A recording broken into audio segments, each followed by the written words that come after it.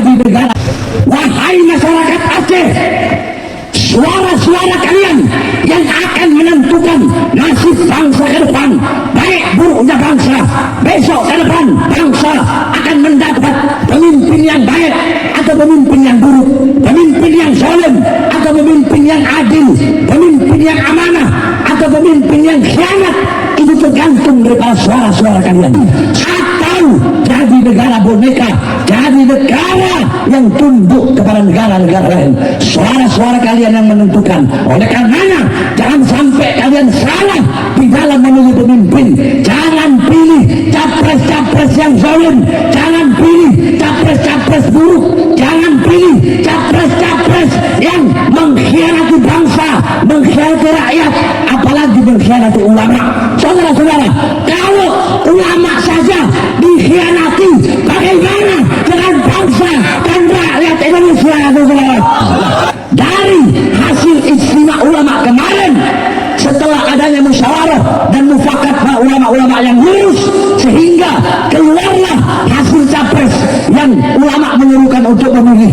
Keluar hasil tersebut, dan hasil tersebut adalah Anies Baswedan dan Muhaimin Iskandar. Masyarakat Aceh siap menangkan Anies, siap menangkan Anies, siap ikut komando ulama, siap pilih Anies, siap menangkan Anies. Andaikan ada kecurangan, bukan lidah yang berbicara, maka rencong yang berbicara.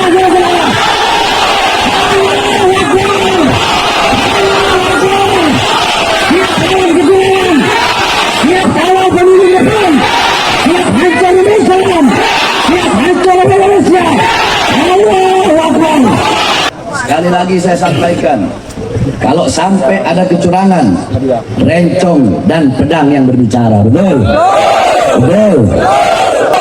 Andaikan saya memberikan apresiasi kepada bapak-bapak aparat polisi dan TNI yang menjaga acara ini hingga berjalan lancar, saya memberikan apresiasi. Mudah-mudahan beliau Allah panjangkan umurnya. Tapi ingat nanti habis acara, kalau kalian mau ancam atau mau lapor atau mau tegur, jangan ancam tegur panitia, ancam saya, tegur saya. Ayo, tegur saya kembali. Ayo. Mumpung saya di Aceh, saya bertanggung jawab dunia akhirat atas apa yang saya sampaikan pada malam hari ini. Tadi saya pas lewat kemari ada markas Pak Banteng.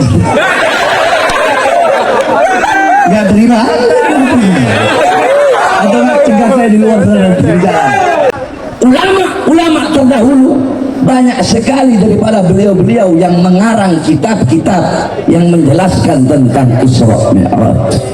Banyak, ada kitab As-Siraj Al-Wahhaj fi Haqa'iqil Mi'raj karangan Al-Imam Abu Ishaq Muhammad ibn Ibrahim An-Nu'mani Asy-Syafi'i.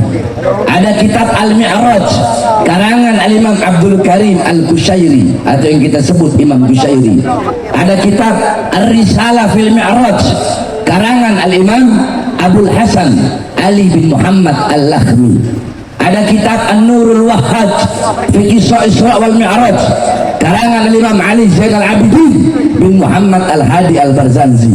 Beliau adalah kakek daripada pengarang Maulid Barzanji. Nah, kitab itu disyarahkan oleh cucunya, diberi nama kitab Tajul Ibtihaj ala Nuril Wahhaj karangan Imam Sayyid Ja'far Al-Barzanji. Kemudian ada kitab Qissatul Mi'raj karangan Sayyid Utsman Syata ibn Muhammad Syata. Kemudian ada kitab Afdalul Manhaj fi Isbat Isra wal Mi'raj karangan Al-Imam Syekh Abdullah Mustafa Al-Maraghi. Kemudian kitab Daw'us Siraj fi Fadli Rajab wa Qissa Al-Mi'raj karangan Al-Imam As-Sayyid Muhammad Amin Al-Kurdi.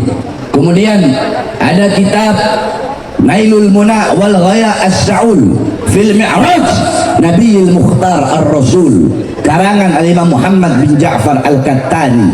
Kemudian ada kitab Ar-Risalah fil Isra wal Mi'raj Ayatul Kubra, itu karangan daripada Al-Imam As-Suyuti. Kemudian ada lagi kitab Al-Ayah Az-Zahimah Al-Bahirah fil Mi'raj Sayyidu Ahli Dunya wal Akhirah, karangan Al-Imam Al-Hafidh Syamsuddin Muhammad ibn Yusuf Asy-Syami Ad-Dimashqi. Satu lagi kitab beliau namanya Ayatul Bayyinat, Al-Ayatul Bayyinat fil Mi'raj Sayyidu Ahli Al-Ardi was Samawat. Kemudian ada lagi kitab Hulal Ad-Dibaj Al-Matruzah fil Isra wal Mi'raj, karangan Imam Muhammad bin Ahmad Ar-Rahwani At-Tatwani. Kemudian ada lagi kitab karangan guru besar kami, imam besar Ahlus Sunnah wal Jamaah, Abuya As-Sayyid Al-Habib Muhammad bin Alwi Al-Maliki Al-Hasani, yang dimana kitab beliau tentang Isra Mi'raj ada dua. Salah satunya Al-Anwar Al-Bahiyah fil Mi'raj Khairil Bariyah. Saya jelaskan kitab-kitab tersebut karena saya nggak mau panjang lebar bahas Isra Mi'raj. Engkau pelajari kitab-kitab yang saya sebutkan, maka engkau akan mendapatkan pemahaman, intifa, manfaat, faedah, hikmah yang sebenarnya tentang Isra wal Mi'raj. Karena itu kitab-kitab ulama-ulama terdahulu dalam satu kaidah dikatakan, man arada taqadduma fa'alaihi bikutubil mutaqaddimin, faman arada ta'akhura fa'alaihi bikutubil mutaakhirin. Siapa yang ingin sukses, ingin maju, ingin terdepan, ingin luas pemikirannya dalam masalah ilmu agama atau ilmu akhirat atau ilmu dunia, hendaklah berpegang teguh kepada kitab-kitab ulama-ulama terdahulu. Karena saya setiap mengatakan sesuatu pasti ada maroji. Maroji itu bahasa Indonesianya referensinya. Jadi kalau ngomong nggak sembarangan ngomong, ada tercatat dalam kitab-kitab terdahulu. Kenapa saudara-saudara? Karena banyak saya perhatikan Ustadz, Kiai, Habib zaman sekarang ini di panggung-panggung Isra Mi'raj yang salah di dalam sedikit kesalahan, salah di dalam menjelaskan atau menceritakan tentang Isra Mi'raj. Salah satu contoh, mungkin kalian sering dengar, bahkan ustaz-ustaz kondang di TV-TV itu, mereka berkata seperti ini: ketika Isra Mi'raj turun Jibril dari langit, bawa cawan terbuat dari emas, di dalamnya berisi air dari surga, dibelah dada Nabi Muhammad, dikeluarkan hatinya Nabi, dibersihkan dari kotoran-kotoran. Pernah nggak? Jawab. Dengar ada ustadz, kiai, habib, ulama yang dimana kalau jelasin Isra Mi'raj ngomong seperti itu? Pernah? Jawab, pernah? Nah, kalau ada ustadz atau kiai atau habib, ulama, siapapun, pendakwah, penceramah ngomong kayak tadi, dibelah dada Nabi, dikeluarkan, dibersihkan dari kotoran, itu ustadz goblok, kiai goblok, habib goblok, ulama goblok. Kenapa saudara-saudara? Karena mereka nggak pakai maroji, kitab-kitab ulama salaf terdahulu. Ini berbahaya bagi masyarakat awam. Sekarang saya tanya, kalau mereka mengomong hati Nabi dibersihkan dari kotoran, berarti sebelum membersihkan, jawab semua, sesuatu yang dibersihkan, berarti sebelum dibersihkan apa? Disucikan, berarti sebelum disucikan berarti nggak suci dong. Awas, hati-hati kalau ngomong tentang Nabi Muhammad. Jangankan hatinya Nabi, terlalu jauh berbicara tentang hati Nabi Muhammad. Nggak usah ngomong hati Nabi. Buka kitab Asy-Syifa karangan Imam Qadhi Iyad. Di situ dijelaskan darahnya Nabi, dambur Rasul, darahnya Nabi suci, nanahnya Nabi suci, air kencingnya Nabi suci, kotorannya Nabi suci. Apalagi hati Nabi Muhammad. Kok bisa kau ngomong hati Nabi dibersihkan dari kotoran? Saudara-saudara, Rasulullah waktu pernah bekam, habis bekam Rasulullah kasih darahnya kepada Abdullah bin Zubair. Wahai Abdullah bin Zubair, buang darahku di tempat yang tidak dilihat oleh siapapun, oleh manusia manapun. Abdullah bin Zubair bawa darah Nabi, dia lihat nggak ada orang, dia minum darahnya Nabi Muhammad. Dia kembali, ya Rasulullah, sudah ya Rasulullah, sudah ya Rasulullah. Di mana kau buang? Di tempat yang aman, nggak bakal ada orang lihat. Di mana? Di perutku ya Rasulullah. Apa kata Rasulullah? Setiap darah yang bercampur dengan darahku maka haram jasadnya disentuh oleh api neraka. Ketika perang Uhud, betisnya Nabi Muhammad, betisnya Nabi terkena anak panah sehingga terkucur darah beliau. Datang sahabat namanya Malik ibn Sinan, dia kecup darah Nabi, dia telan darah Nabi. Kata Nabi, muntahkan, keluarkan. Apa kata Malik ibn Sinan? Tidak ya Rasulullah, aku akan minum darahmu agar aku diharamkan jasadku disentuh oleh api neraka. Rasulullah punya satu wadah untuk beliau buang air kecil. Satu waktu ketika beliau selesai buang air kecil, beliau taruh wadah itu di bawah kasurnya.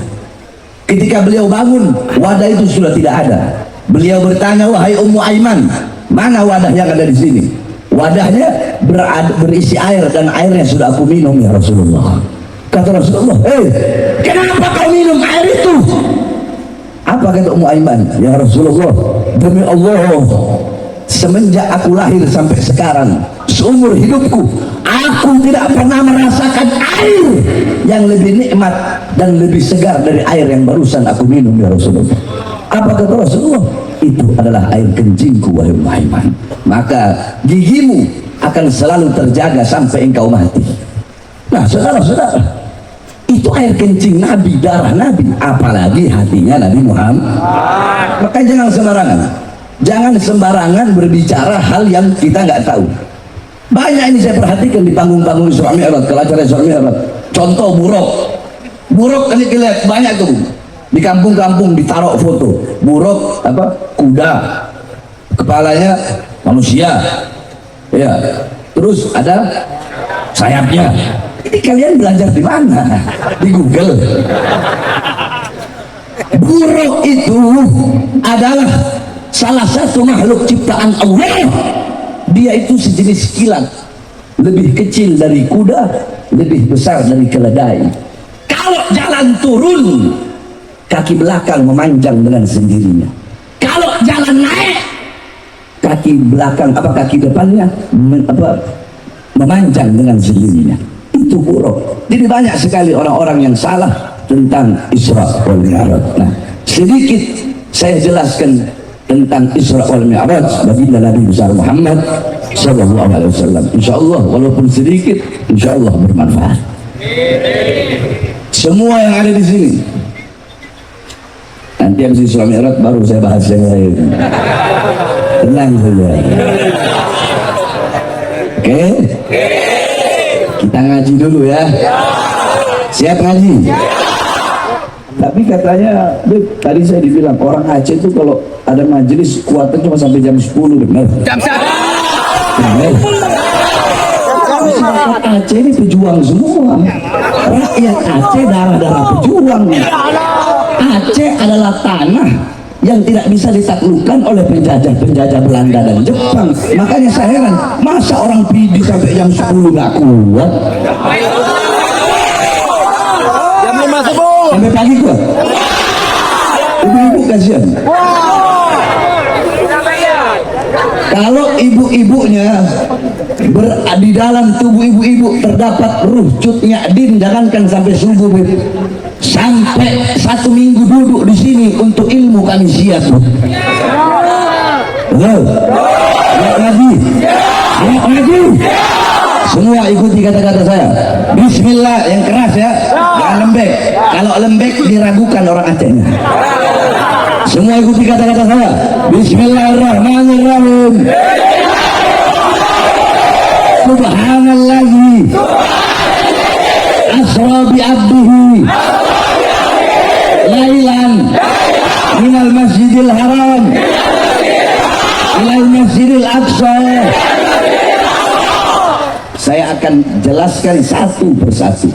Allah memulai ayat tersebut dengan kalimat tasbih, yaitu subhana. Kenapa kok Allah pakai subhana? Kalian harus tahu, mau ayat mau hadis, itu kalau ada kalimat subhana dengan nggak ada kalimat subhana, itu maknanya nggak sama. Contoh, kalau ada ayat yang menceritakan tentang kejadian atau peristiwa atau tempat atau sosok, Kalau nggak pakai subhana berarti kejadiannya biasa, tempatnya biasa, sosoknya biasa. Tapi kalau pakai subhana, kejadiannya kejadian luar biasa, sosoknya sosok luar biasa, tempatnya tempat luar biasa. Paham? Jadi kalau pakai subhana itu lebih luar biasa daripada nggak pakai subhana, lebih mulia, lebih utama, lebih agung daripada nggak pakai subhana. Paham? Subhana maknanya apa, Beb? Subhana, satu, ikuti saya. Subhana bermakna tanzih, yakni tanzihullah min kulli su'in. Subhana bermakna bara'ah, yakni bara'ah lillah min kulli su'in wa naqsin wa syarrin wa kadza wa kadza. Subhana itu maknanya adalah melepaskan Allah, mensucikan Allah dari segala keburukan, dari segala kekurangan. Makanya Allah pakai subhana. Kenapa? Karena Isra Mi'raj kejadian nggak masuk akal. Bagaimana mungkin perjalanan yang harusnya dilalui selama berbulan-bulan, perjalanan itu hanya dilalui sesaat dalam waktu satu malam, cuma sesaat saja. Nah, karena kejadian ini nggak masuk akal, makanya Allah pakai subhana untuk menguatkan bahwasanya tidak ada yang mustahil bagi Allah. Kalau Allah nggak mampu, berarti Allah punya kekurangan. Sedangkan Maha Suci Allah dari segala kekurangan-kekurangan. Paham? Itu subhana. Paham? Paham? Lanjut. Subhanalladzi. Apa? Baca. Sama-sama. 1, 2, 3.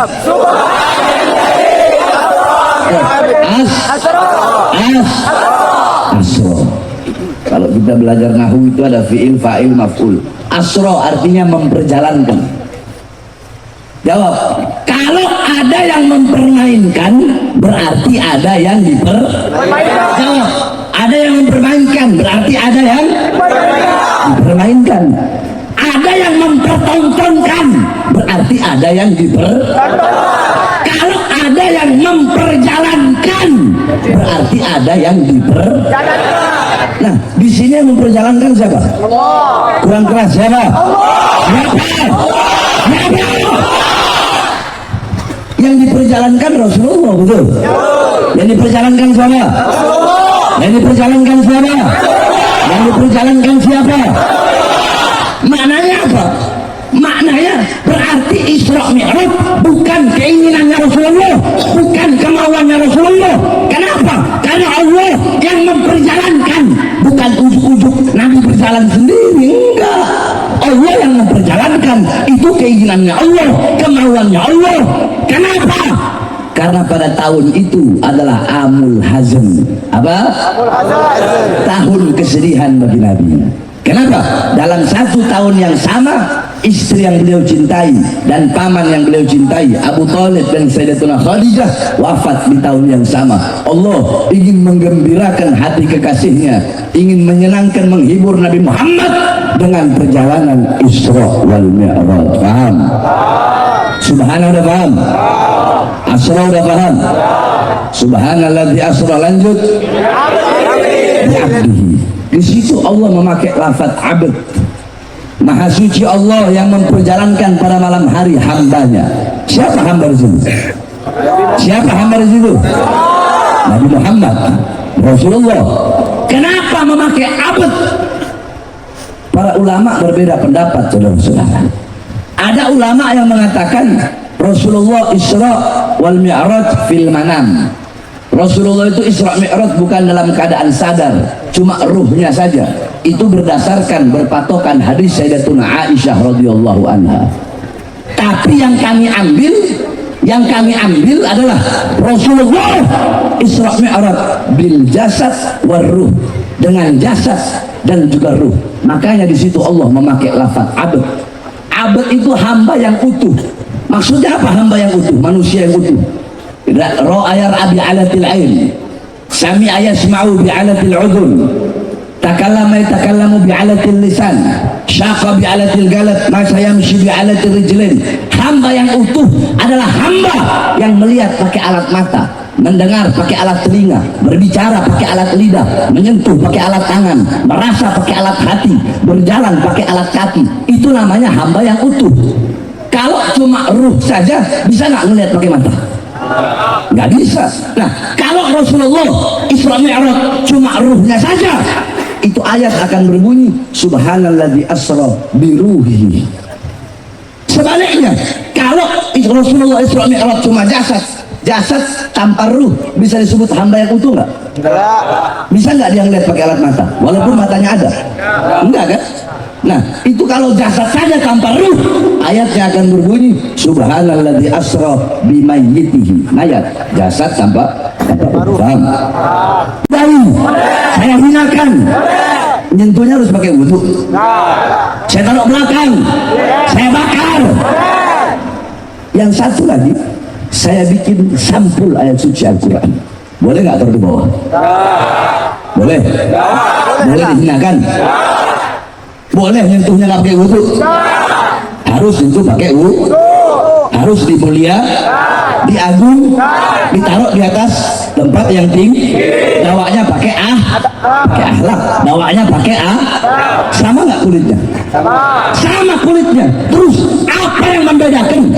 Yang membedakan karena yang satu tadi menyatu dengan sesuatu yang mulia. Apa? Al-Quran. Nah, kita ini ibarat kulit yang nggak ada harganya. Siapa Al-Qurannya? Nabi Muhammad SAW.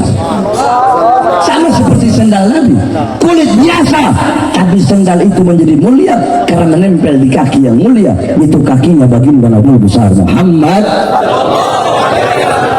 Paham? Lanjut. Subhanalladzi asra bi'abdihi. Terus stop. Lailan. Di sini ini kebanyakan masyarakat apa santri? Masyarakat ya. Jarang ada santri. Ada banyak santri. Lebih banyak santri. Saya mau jelasin gimana ini. Lailan itu isim nakirah. Lailan isim apa? Jawab semua, walaupun yang nggak tahu ikuti saja, nanti lama-lama kalian tahu. Lailan itu isim nakirah. Isim nakirah dengan tanda tanwin di belakang, isim ma'rifat dengan tanda alif lam di depan. Saya kasih contoh. Al-baitu, jawab nakirah apa ma'rifat? Al-baitu dengan baitun itu artinya nggak sama. Al-baitu, rumah itu, berarti oh itu rumahnya Tengku Fulan, itu rumahnya warna putih, rumahnya 2 tingkat, jendelanya begini, rumahnya begini, rumahnya begini. Ketahuan, paham? Kalau baitun, rumahnya siapa? Bentuknya bagaimana? Adanya di mana? Paham? Jadi nggak jelas. Kalau ma'rifat itu jelas. Nah, di sini pakainya lailan, bukan al-lail. Kalau al-lail berarti jelas Rasulullah Isra Mi'raj selama 1 malam penuh. Karena al-lail artinya 1 malam. Di situ pakai lailan. Para ulama mengatakan apa maknanya? Bimakna tahlil fi muddatil isra. Maknanya adalah penyedikitan daripada waktu malam. Berarti Nabi Muhammad Isra bukan 1 malam penuh. Bisa jadi hanya 1 jam, bisa jadi 1 menit, bisa jadi 1 detik. Wallahu a'lam. Intinya Nabi Muhammad Isra bukan 1 malam penuh. Artinya itu penyedikitan daripada waktu malam. Paham? Paham? Lanjut. Sama-sama. Anggap saya nggak ceramah, anggap saya lagi ngajar. Saya kalau lagi ngajar gini. Ya, nanti ceramahnya bisa ini baru saya ceramah. Lanjut, minal. Yang keras, minal. Masjidil Haram, dari Masjidil Haram. Ceramah. Sedikit saja. Saudara-saudara. Sekarang saudara berapa? 10. Berarti 4 hari lagi. Iya. Saudara-saudara, ini tahun pemilu, betul? Betul. Ini tahun pemilu nih. 4 hari lagi, 4 hari lagi akan ditentukan nasib bangsa, nasib negara ke depan, saudara-saudara. Oleh karenanya saya sampaikan, wahai masyarakat Aceh, suara-suara kalian yang akan menentukan nasib bangsa ke depan, baik buruknya bangsa besok ke depan, bangsa akan mendapat pemimpin yang baik atau pemimpin yang buruk, pemimpin yang zalim atau pemimpin yang adil, pemimpin yang amanah atau pemimpin yang khianat. Itu tergantung daripada suara-suara kalian. Suara-suara kalian yang menentukan besok ke depan Indonesia akan makmur, sejahtera atau menderita rakyatnya. Suara-suara kalian yang menentukan besok ke depan Indonesia akan jadi negara yang kuat, perkasa, disegani, dihormati, atau jadi negara boneka, jadi negara yang tunduk kepada negara-negara lain. Suara-suara kalian yang menentukan. Oleh karenanya jangan sampai kalian salah di dalam memilih pemimpin. Jangan pilih capres-capres yang zalim, jangan pilih capres-capres buruk, jangan pilih capres-capres yang mengkhianati bangsa, mengkhianati rakyat, apalagi mengkhianati ulama. Saudara-saudara, kalau ulama saja dikhianati, bagaimana dengan bangsa dan rakyat Indonesia, saudara? Jangan pilih capres-capres pengkhianat, betul? Betul. Jangan pilih capres-capres yang mau menjadikan Indonesia negara dinasti. Tahu dinasti? Dari bapak ke anak, anak ke cucu. Betul. Indonesia negara demokrasi. Pilih, ikuti para ulama yang lurus, ulama yang istiqomah. Saudara-saudara, sekarang ini ulama terbagi menjadi 2. Ada ulama lurus, ada ulama istiqomah, ada ulama anjing. Babi lagi. Ulama yang lurus itu bagaimana? Yang istiqomah. Ulama yang lurus, ulama yang istiqomah, ya'muruna bil ma'ruf wa yanhauna 'anil munkar. Mereka menyerukan kepada kebaikan. Mereka bakal nyuruh pilih pemimpin yang baik, yang taat, yang patuh, yang tunduk kepada Allah, yang amanah. Mereka bakal mencegah kemungkaran. Jangan pilih pemimpin yang buruk, jangan pilih pemimpin yang zalim. Ulama yang lurus, ulama yang nggak bisa dibeli, nggak bisa disuap, nggak bisa disogok. Ada ulama capres ngasih uang ke dia, ayo nih uang. Nah, gimana caranya? Giring suara umat buat saya. Di sisi lain ulama yang lurus kebalik, mereka yang mengeluarkan hartanya, keringatnya untuk apa? Untuk memilih capres-capres tersebut. Nah, saudara-saudara, saya dari 6 bulan yang lalu sama 6 bulan, Januari 7, sekarang Februari, berarti 8 bulan sama sekarang. Saya udah keliling Indonesia dari 6 bulan lalu. Itu untuk menyerukan kepada umat, rakyat, masyarakat untuk memilih presiden dari hasil ijtima ulama. Sebab kenapa? Sebab saudara-saudara, kemarin ijtima ulama itu ada kan yang dari Aceh, Tengku Zainuddin nama siapa lagi beberapa itu. Tanya ke mereka saja. Mereka beli tiket bayar sendiri, hotel nginep atau losmen bayar sendiri, makan bayar sendiri. Nggak ada partai, nggak ada capres yang membiayakan, nggak ada yang bayar, nggak ada. Itu inisiatif para ulama-ulama yang lurus demi bangsa ke depan, dari bangsa yang baik, biar rakyat nggak sengsara, biar rakyat nggak ditipu. Di situ ada ahlul halli wal adli, panjang kalau saya jelasin ahlul halli wal adli atau ahlul khiyar. Mereka yang menentukan. Di situ debat, di situ ada perdebatan, saling tukar pikiran. Di situ mereka saling tukar pikiran, saling debat. Nanti dilihat kalau tiga-tiganya baik, nggak mungkin dong pilih tiga-tiganya, benar? Betul. Kalau tiga-tiganya baik, maka yang dipilih adalah yang paling baik. Kalau tiga-tiganya bangsat, tahu bangsat? Kalau tiga-tiganya bangsat, pilih nggak? Pilih. Tetap harus pilih. Ulama nggak begitu. Pilih. Mereka akan memilih yang paling ringan kebangsatannya, yang paling ringan keburukannya, yang paling ringan kemudorotannya. Betul? Betul?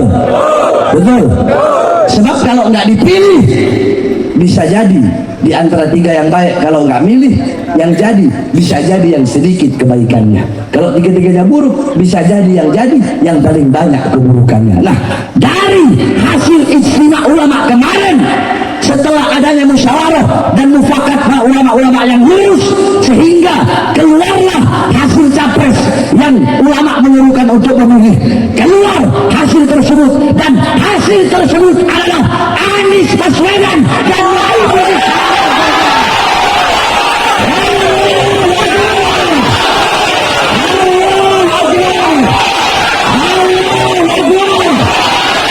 Masyarakat Aceh siap menangkan Anies, siap menangkan Anies, siap ikut komando ulama, siap pilih Anies, siap menangkan Anies.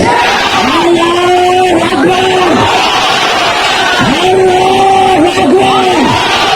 Indonesia merdeka, merdeka. Allahu Akbar. Kira-kira Aceh berapa persen Anies? Berapa persen? Berapa? 85%. Alhamdulillah. Berarti Aceh memang benar-benar turut kepada ulama. Makanya nggak salah saya, di pesantren saya itu mau masuk pondok saya ada 3 pos. Semua pos itu yang jaga santri-santri yang berasal dari Aceh. Kenapa? Karena mereka yang paling berani. Jadi kalau saya bilang ya, mau siapapun datang kemari harus izin KTP taruh. Jadi mereka mau jenderal kayak mau setan mau iblis datang dicegah. Lon dapat perintah dari guru Lon. Nggak ada, kau nggak boleh masuk. Tunggu sini. Alhamdulillah. Nah, saudara-saudara, sebab kenapa saya katakan ini? Sebab banyak pejabat sekarang ini, saya nggak peduli.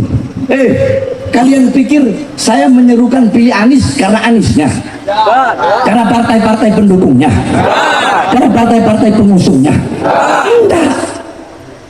Saya nggak lihat Anies, enggak. Saya nggak lihat partainya, enggak.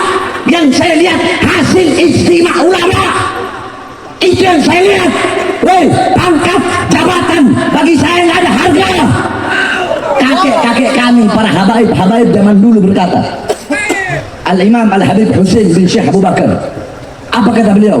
Andaikan pangkat dan jabatan sultan bisa dipegang seekor binatang, demi Allah kami tidak rela binatang peliharaan kami memegang pangkat dan jabatan tersebut. Saking hina dan tidak ada harganya itu pangkat dan jabatan. Cuma kami ingin Indonesia menjadi negara yang makmur, jaya, sentosa. Sebab banyak pejabat sekarang mau capres, mau calon gubernur terus sampai bawah, atau anggota dewan, butuh sama rakyat kalau ada maunya doang. Pernah nggak dengar capres atau calon dewan, calon gubernur, calon wali kota janji begini, saya berjanji kalau nanti Lun jadi, Lun nggak bakal makan gaji Lun. Saya tanya banyak nggak? Banyak nggak? Maka kalau ada pejabat yang begitu, saya mau bilang sekarang, bangsat, biadab, pejabat bajingan, iya, kalian nggak makan gaji kalian. Gaji presiden berapa? Gaji gubernur berapa? Anggota dewan berapa? Paling 40 juta, 50 juta, 60 juta, 100 juta. Memang kalian nggak makan, tapi kalian makan, kalian rampok puluhan triliun, ratusan triliun harta rakyat Indonesia. Iya, gajinya nggak dimakan, cuma 60 juta. Yang dimakan uang proyek. Betul. Investor-investor Cina, asing, Amerika, udahlah, nggak usah munafik-munafikan sama saya. Ini di sini saya ceramah sekarang. Kalau ada yang nggak terima, ngomong sekarang langsung, jangan main-main belakang. Andaikan saya memberikan apresiasi kepada bapak-bapak aparat polisi dan TNI yang menjaga acara ini hingga berjalan lancar, saya memberikan apresiasi. Mudah-mudahan beliau Allah panjangkan umurnya. Tapi Nanti habis acara, kalau kalian mau ancam atau mau lapor atau mau tegur, jangan ancam tegur panitia, ancam saya, tegur saya. Ayo, tegur saya kapan? Ayo. Mumpung saya di Aceh, saya bertanggung jawab dunia akhirat atas apa yang saya sampaikan pada malam hari ini, saudara. Betul. Istri-istrinya capres, istri-istri tim sukses, mau pemilu begini, mendadak pakai jilbab. Mak banteng pakai jilbab.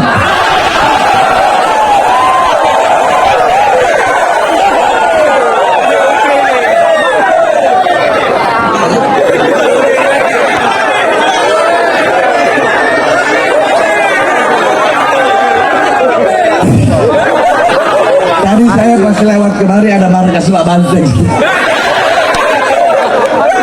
Nggak terima. Atau nggak cegah saya di luar sana di jalan. Saudara-saudara sekalian yang dimuliakan oleh Allah, perhatikan. Yang laki-lakinya, oh kalau mau pemilu pakai sarung, betul. Pakai peci, betul. Datang ke ulama, betul. Datang ke dayah-dayah. Datang ke masjid-masjid. Datang ke musola-musola. Ada yang jadi bintang iklan wudhu.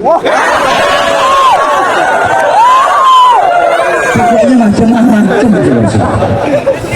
Saya berjanji memakmurkan rakyat. Saya berjanji akan mensejahterakan rakyat, menegakkan keadilan. Saya berjanji akan membersihkan semua korupsi-korupsi. Kalian pendusta, kalian pembohong, kalian munafik, kalian piarap, kalian bohongi rakyat, kalian dustai rakyat. Yang makmur bukan rakyat, yang sejahtera bukan rakyat. Yang makmur orang Cina, investor Cina, perusahaan Cina, negara Cina, negara-negara luar, perusahaan-perusahaan asing. Pengangguran makin banyak, betul.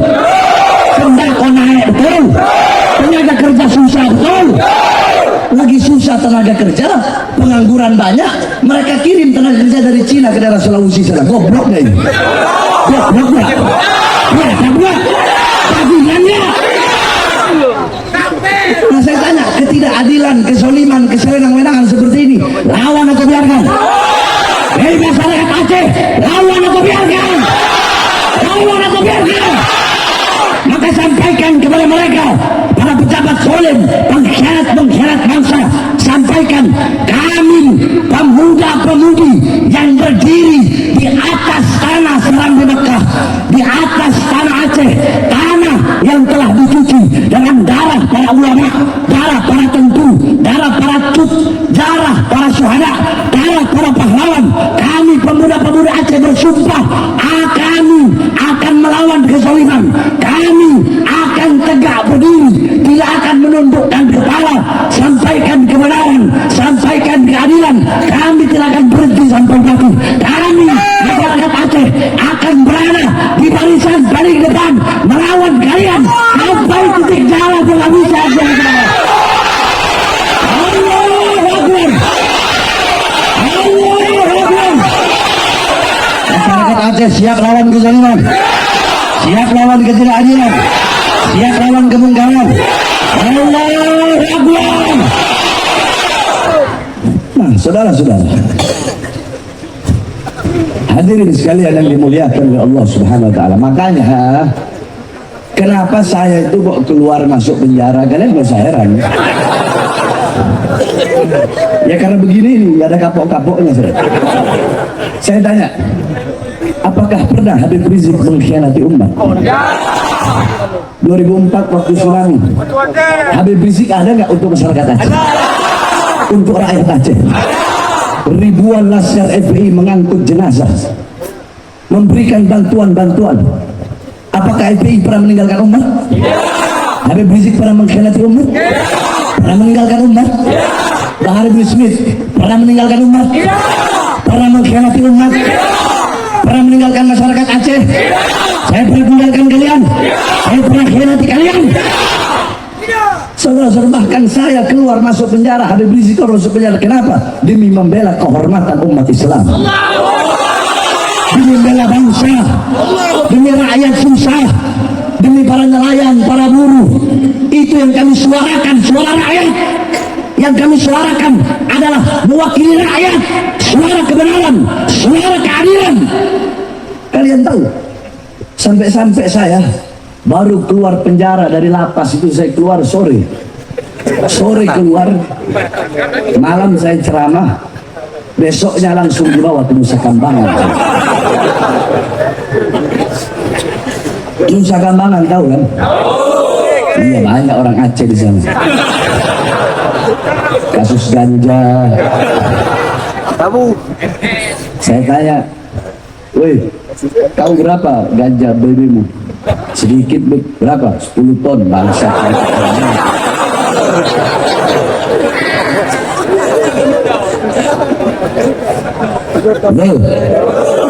Dibawa ke sana, diborgol tangan saya, diborgol tangan saya, dari borgol tangan nyambung ke borgol perut, dari borgol perut nyambung ke borgol kaki. Saya dibikin seperti penjahat besar. Saya pernah melihat foto Nabi Adin kalau nggak salah yang diborgol di tangannya, kakinya. Saya diborgol tangan, perut dan kaki. Saya tanya, saya penjahat? Saya penjahat? Saya bandar narkoba, pembunuh, sambo bangsat itu. Hah? Saya sambo bangsat. Hah? Bandar narkoba, maling uang rakyat, merugikan negara. Mau tahu kenapa saya dibawa ke Nusa Kambangan? Tahu ya? Tahu. Tahu. Bilang kalau tahu, kalau enggak saya ceritakan. Tahu dia. Waktu itu lagi PSBB, Corona, Covid, PSBB, semua orang nggak boleh keluar, ya kan? Saya keluar penjara, saya udah tahu kalau saya bahas ini pasti saya ditahan lagi. Saya sudah siap, nggak ada masalah, nggak ada urusan. Nah, malam itu saya ceramah. Isi ceramah itulah yang mereka bilang memprovokasi masyarakat dan meresahkan masyarakat, sehingga saya ditahan lagi dibawa ke Nusa Kambangan. Pertanyaannya, apa isi ceramahnya? Yang katanya meresahkan dan memprovokasi. Saya jelaskan. Dan masyarakat di sini kalian bisa menilai, saudara-saudara, apakah itu provokasi, apakah itu meresahkan, ataukah pembelaan. Kalian sendiri yang nilai, tidak perlu saya.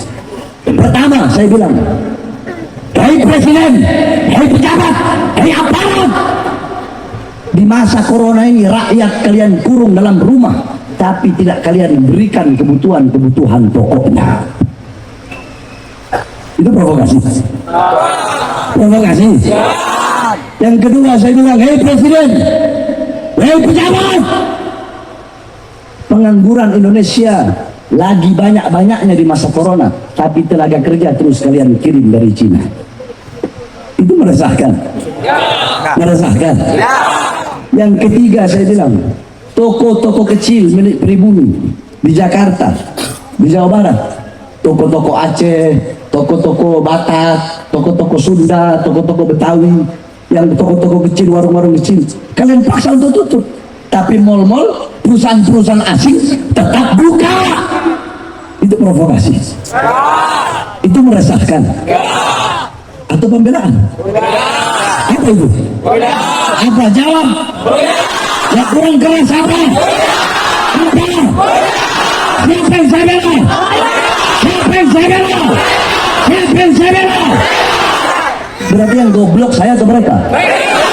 Yang bodoh saya atau mereka? Yang tolol saya atau mereka? Gara-gara itu, gara-gara saya bela rakyat, saudara-saudara. Dibilangkan meresahkan, ya memang meresahkan, tapi bukan meresahkan rakyat. Saya kan sering bilang, lidah saya ini kayak alkohol. Kayak apa? Saya tanya, kulit kalau ada luka, ya ada luka, kena alkohol sakit nggak? Iya. Tapi kalau luka nggak ada, kalau luka nggak ada, kalau kulit nggak ada luka, kena alkohol dingin nggak? Adem nggak? Nah itu saya, lidah saya. Jadi kalau pejabat hatinya rusak, hatinya nggak bener, hatinya khianat, bangsat, biadab, kena lidah saya, nusuk, berasa sampai hatinya. Betul. Tapi kalau pejabat lurus, pejabat istiqomah, saya mau ngomong apapun ya dia nggak bakal sakit. Kenapa? Karena dia nggak ngerasa, betul? Betul. Jadi saudara-saudara, udah saya sudah muak. Saya sekarang udah nggak peduli mau saya di penjara, dibunuh, dicincang-cincang, dipotong lidah saya, mau diracun, mau ditembak. Saya tidak peduli, saudara, karena terlalu banyak saya lihat penindasan kepada rakyat, kesewenang-wenangan pejabat kepada rakyat. Dan bagi saya bahwa di sini untuk rakyat, untuk bangsa, di penjara itu risiko paling kecil. Jangankan hanya di penjara, jangankan hanya di penjara, nyawa saya, jiwa saya, darah saya murah harganya tumpah untuk bangsa dan negara kesatuan Republik Indonesia.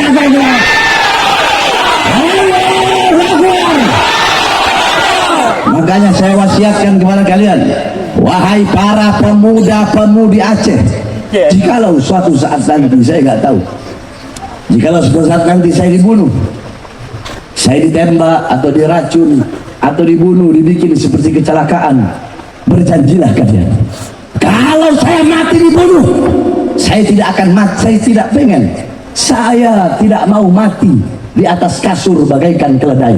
Enggak, saya ingin mati dalam keadaan berdiri. Saya ingin mati sebagai kesatria, saya ingin mati sebagai pejuang. Dan jangan kalian pikir kalau saya mati ketika mayat saya sampai rumah, anak istri saya nangis. Tidak, saudara-saudara, anak istri saya sudah saya didik. Kalau mereka lihat mayat saya, mereka bakal senyum. Mereka bilang, istri saya bakal bilang, alhamdulillah, kakak telah mencapai tujuannya kakak. Kakak udah sampai pada harapannya kakak, mati berjuang di jalan Allah Subhanahu wa Ta'ala.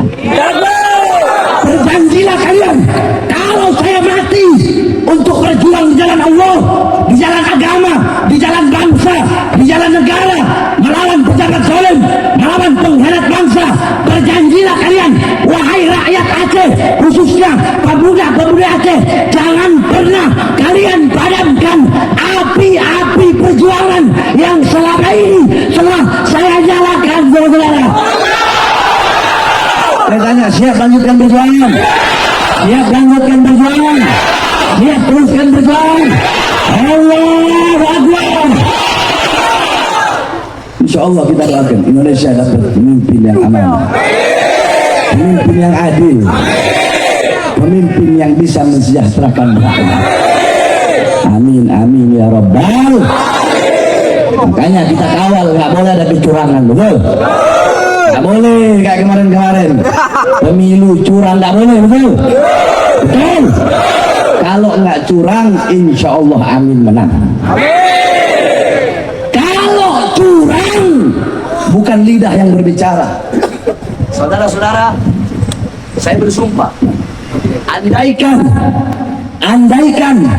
ada kecurangan, bukan lidah yang berbicara, maka receh yang berbicara, saudara-saudara.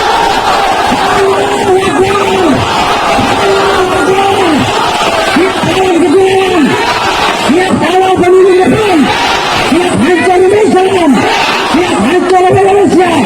Allahu Akbar. Indonesia merdeka, hidup Aceh, hidup tanah rencong, hidup tanah salam hidupkan. Allahu Akbar. Sekali lagi saya sampaikan, kalau sampai ada kecurangan, rencong dan pedang yang berbicara, betul? Betul. Saya tanya masyarakat Aceh, kalau ada kecurangan, siap tumpahkan darah? Siap tumpahkan darah? Nanti di penjara gimana? Penjara. Nah, cuma di sini aja ngomong. Di penjara. Siap. Dibunuh. Ditembak. Ditembak. Tembak. Istri kalian jadi janda. Anak kalian jadi yatim. Siap. Demi keadilan siap. Demi pemilu damai siap. Demi pemilu tidak curang siap. Siap kamu. Siap hancur Indonesia. Siap satu merah putih. Hari harga mati. Harga mati. Harga mati. Allahu Akbar. Mudah-mudahan Allah hancurkan para pejabat zalim. Allah binasakan binasakan mereka semua. Bagi masyarakat Aceh tidak ada sejengkal tanah pun bagi pengkhianat, betul? Saya sedikit tidaknya tahulah sejarah Aceh. Berapa kali masyarakat Aceh dikhianati, betul? Betul.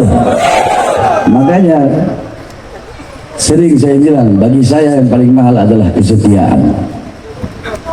Kalau bagi saya ada orang-orang saya nggak setia sama saya pastikan dia nggak akan bisa melihat matahari terbit esok pagi, saudara. Kalau orang-orang saya ada yang nggak setia, sebab setiap orang yang ngawal saya itu anak-anak ngawal saya, kami sudah janji darah. Saya tumpahkan darah, saya kasih ke dia, darah dia kasih ke saya. Sehingga kalau khianat, resikonya ya tumpah darah. Menang insya Allah, dan kalian jadi presiden, terus kalian khianati bangsa, mendustai rakyat, khianati ulama. Demi Allah, saya Pak bin Smith orang pertama yang melawan kalian dari kursi kepresidenan kalian, Allah saudara. Saya tanya, kalau gitu adil nggak? Adil nggak? Adil nggak? Iya, jangan fanatik buta, betul? Betul? Jangan fanatik, Bu. Fanatik buta tuh pinter ngomong, tutup mata, tutup telinga. Paham? Baik, terakhir sebelum saya tutup. Saudara-saudara masyarakat PD, saudara-saudara saya yang muliakan oleh Allah. Semua kalian masyarakat Aceh, yang lebih tua saya anggap kakak saya. Yang lebih muda saya anggap adik saya. Yang lebih tua-tua saya anggap orang tua saya. Yang lebih muda jauh dari saya anggap seperti anak kandung saya sendiri. Saudara-saudara, saya sedang bangun pondok pesantren. Pondok pesantren saya gratis. Kenapa? Karena saya lihat banyak orang-orang, apalagi di daerah pedalaman-pedalaman yang susah mau nyari pesantren harus bayar sekian puluh juta. Makanya saya gratis. Dan saya punya pesantren. Saya haramkan, haram jadah terima bantuan dari pemerintah. Iya, itu sebagai bentuk ikhtiar kehati-hatian saya. Sebab kenapa? Sebab banyak sekarang ini, nggak usah lah jauh-jauh, nggak usah lah perlu Jakarta, di Aceh aja. Abi, kenapa itu pejabat Abi nggak tegur? Itu kan zolim. Lu nggak enak lu. Kemarin lu habis pesantren dayah, lu habis dikasih bantuan uang 200 juta. Jadi lu nggak enak menegur. Ada nggak begitu? Ada. Banyak. Makanya saya bebas mau ngomong apa aja, nggak ada urusan, betul. Maka saya siap keluarkan harta. Siap keluarkan harta. Siap keluarkan harta. Ibu-ibu dari tadi diam aja, ibu-ibu ini. Alhamdulillah, kita semua sudah menyaksikan tadi ceramah yang sangat-sangat menggelegar, yang sangat-sangat tegas, supaya kita tuh nggak salah pilih pemimpin ya, semuanya. Semoga dengan ceramah tadi kita pun jadi lebih hati-hati lagi memilih pemimpin, khususnya nanti untuk calon presiden Republik Indonesia. Kita doakan juga Habib Bahar sehat selalu, terus semoga sehat selalu dan semuanya selalu dalam lindungan Allah Subhanahu wa Ta'ala. Alhamdulillah. Semoga kita berdoa juga kepada Allah agar dipanjangkan umurnya, dimudahkan segala rezekinya, dan semuanya dalam keadaan sehat selalu. Amin ya Allah ya Rabbal alamin. Bismillahirrahmanirrahim. Allahumma sholli ala sayyidina Muhammad wa ala sayyidina Muhammad. Alhamdulillahirrahmanirrahim. Min syakirin wa ya Rabbana lakal hamdu kama yanbaghi li jalali wajhikal karim wa li sultani. Allahumma sholli ala sayyidina Muhammad wa sallim. Assalamualaikum warahmatullahi wabarakatuh.